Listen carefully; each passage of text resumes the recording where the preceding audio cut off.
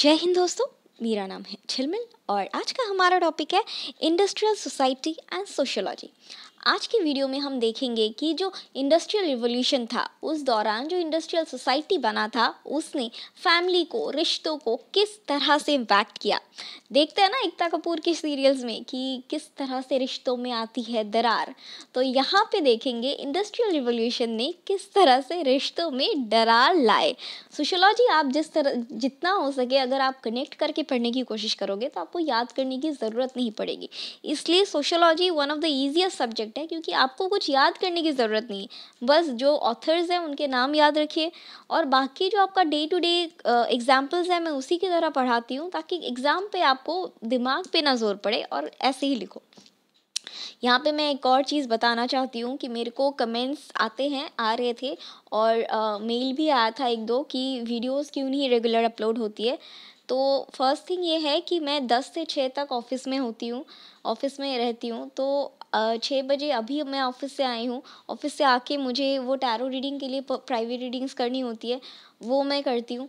उसके बाद मेरा शेड्यूल इतना ज़्यादा पैक्ड होता है कि रात के 12 बजे तक मुझे 1 मिनट का टाइम नहीं होता है।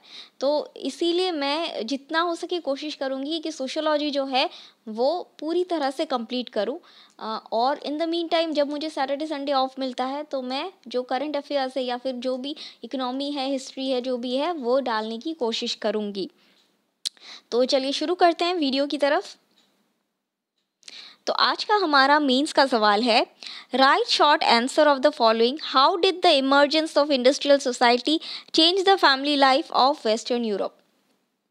तो यहाँ पे जैसे कि मैंने बोला कि इंडस्ट्रियल जो रिवॉल्यूशन हुआ था उसने फैमिली के जो है फैमिली ऑर्गेनाइजेशन में पहले क्या था कि एक फैमिली जब इंडस्ट्रियलाइज नहीं हुई थी तो एक फैमिली, जस्ट अ सेक, एक फैमिली में पूरे दादाजी, दादा का, नाना का सब लोग मिलके एक साथ रहते थे, उधर ही कमाते थे, उधर ही खाते थे। लेकिन जब इंडस्ट्री स्टार्ट हुए तो ये जो है शिफ्ट आउट होने लगे, अपने हस्बैंड वाइफ अपने 2 छोटे छोटे बच्चों को लेके शिफ्ट होने लगे।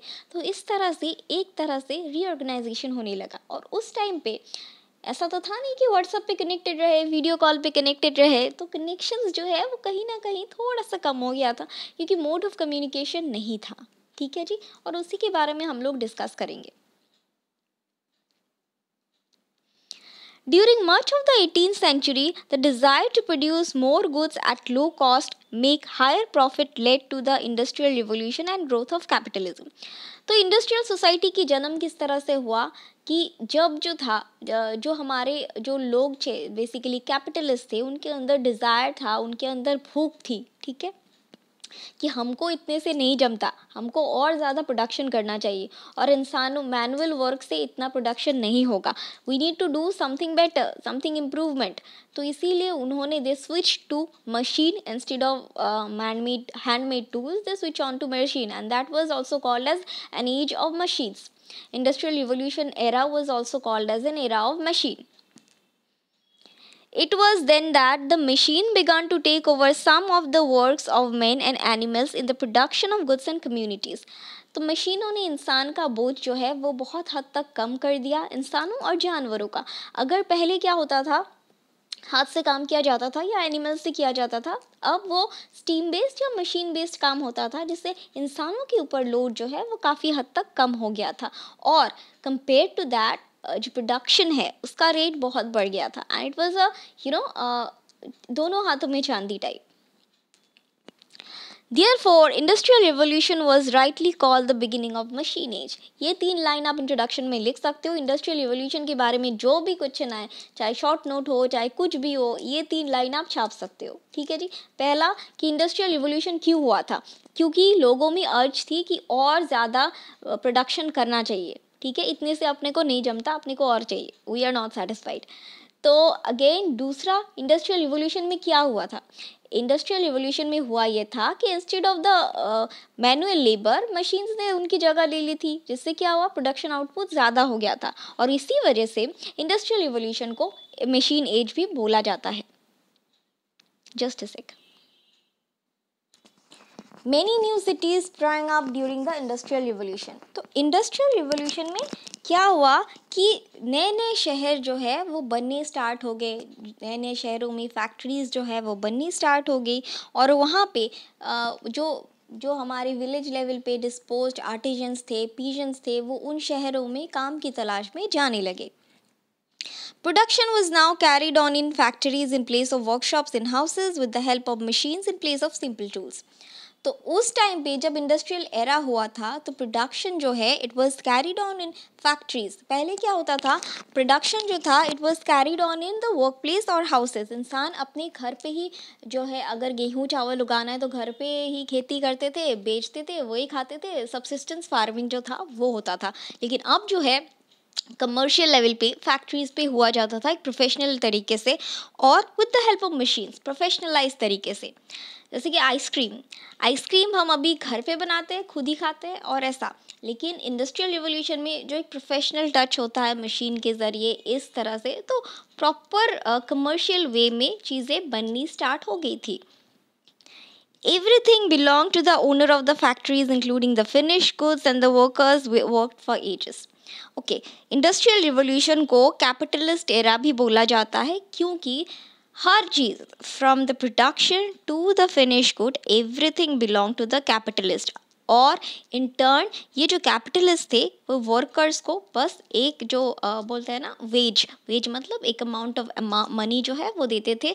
उनमें ये कॉन्ट्रैक्ट था कि जैसे मैं कहूँगा वैसे तुम्हें बनाना पड़ेगा, जितना क्वांटिटी का मैं बताऊँगा उतना तुमको बना के देना पड़ेगा। फिनिश गुड पे तुम्हारा कोई अधिकार नहीं होगा, बस मैं तुमको डे टू डे तुम्हारा वेज या जो क्या बोलते हैं हिंदी में वेजेस को, आई डोंट नो हिंदी में क्या बोलते हैं, जो पैसे ही है, मतलब पैसे देते हैं। हमारे आसामी में तो कुछ और बोलते हैं, लेकिन हिंदी में क्या बोलते हैं आई डोंट नो। वेज का हिंदी क्या है आप डिक्शनरी में देख लीजिएगा।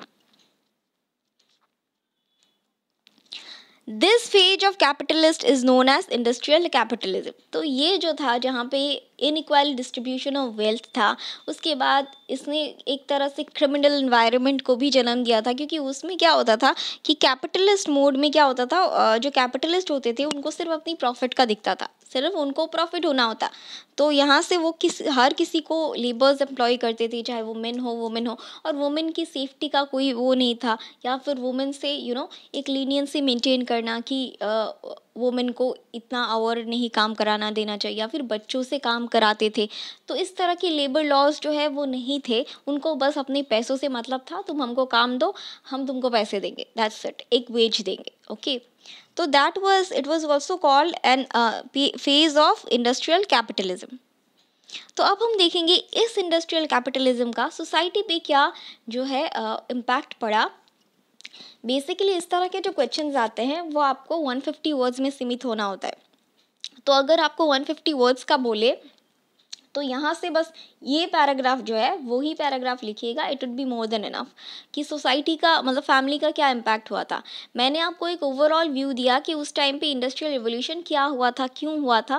लेकिन अगर आपको सिर्फ 150 वर्ड्स आए तो बस इतना ही, जितना ये वाला स्लाइड है यही लिखिएगा।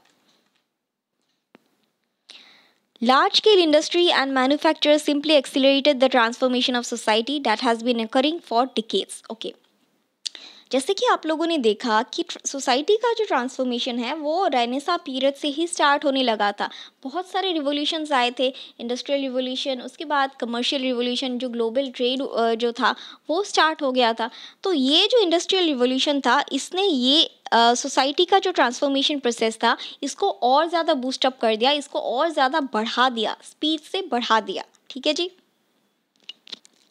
This transformation involved a profound reorganization of society. Labor was liberated from the land, large-scale industry accelerated urbanization of the population, increased production, enhanced the expansion of markets and world trade for securing raw resources and selling finished goods.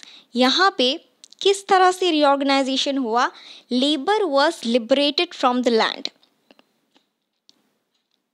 Labour जो था उसको अपनी land से liberate कर दिया गया, मतलब उसको जो है अपनी खुद की लैंड से पे जो है एक टीनन की तरह रहना पड़ा अपनी लैंड। जैसे अपने हम लोगों ने जो लैंड रिफॉर्म्स देखा था, किस तरह के ब्रिटिशर्स ने किस तरह के लैंड रिफॉर्म्स लाए थे, जिसके तहत जो हमारे फार्मर्स थे वो अपनी ही लैंड में टीनेंट बन गए थे, किराएदार बन गए थे। ठीक उसी तरह से यहाँ पे लेबर को भी अपने ही लैंड में एक तरह से किराएदार बना के रखा गया। Large scale industry accelerated urbanisation of the population. तो जिस तरह से जिस गति पे इंडस्ट्रीज़ डेवलप हो रही थी, बहुत मतलब फास्ट, तो उसने क्या किया, इंडस्ट्री जब एक्सीलरेटेड बढ़ रही थी तो अर्बनाइजेशन, लोग जो थे इंडस्ट्रीज़ की तरफ मूव होने लगे। इंडस्ट्रीज़ किधर होगी, आपको रूरल एरियाज़ में इंडस्ट्रीज़ तो बहुत कम मिलेगी, अर्बन जगह पे ही मिलेगी। तो लार्ज स्केल इंडस्ट्री जो अर्बन जगह पे बनने लगी, तो इंडस्ट्रियल वर्कर्स को रहने के लिए घर क्वार्टर बनने लगे।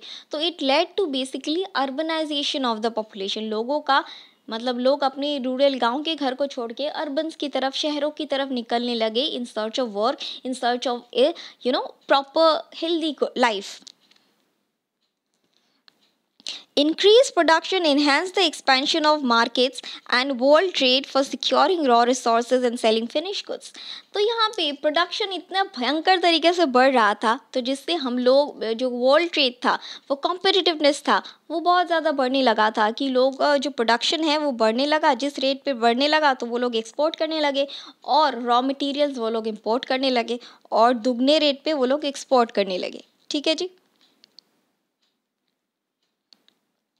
Therefore, family structure was altered as people moved from rural to urban areas. तो family structure basically altered हो गया, क्योंकि पहले क्या था, सब joint family करके रहते थे, एक family में 10-12 लोग, ग्रैंड पेरेंट्स से लेके ससुराल वाले भी रहते थे। लेकिन अब जो है, जब वो शिफ्ट होने लगे तो अर्बन एरियाज़ में खर्चा भी बहुत ज़्यादा होता है, तो सबको तो लेके अर्बन एरिया में नहीं जा सकते। तो हस्बैंड वाइफ और उनके मैक्स टू मैक्स 2 बच्चे, वो लोग शिफ्ट हो गए थे अर्बन एरिया में। तो इस तरह से फैमिली स्ट्रक्चर जो है वो एक न्यूक्लियर फैमिली में कन्वर्ट हो गया या रीऑर्गेनाइज हो गया। Thus, the emergence of capitalist economic system destroyed the last remnants of feudal order, and such economic changes greatly altered the way people lived, created new social classes. Okay. ये जो industrial revolution था, इसने जो feudal order था, इसका जो थोड़ी बहुत रेमिनेंस या स्टैग्नेंट एनर्जी थी फ्यूडल सिस्टम का, उसको पूरी तरह से वाइप ऑफ कर दिया, रिमूव कर दिया और एक नई तरह का सोशल क्लास, सोशल ऑर्डर जो है वो बना दिया। बोलते हैं ना, जैसा देश वैसा भेष। तो पहले जो रूरल पॉपुलेशन में रहते थे वो अब अर्बन में जाके शहरी बाबू बन गए एंड ऑल दैट, उनके लाइफस्टाइल अपनाने लग गए and all that kind of thing. तो रूरल का जो वो था वो उनसे धीरे धीरे करके मिटने लग गया एंड एक नया सोशल क्लास, एक सोशल ऑर्डर जो है वो बनने लग गया। तो ये है हमारे वीडियो का एंड। आज के लिए बस इतना ही, कल फिर मिलेंगे कुछ नए लेक्चर्स के साथ। Thank you.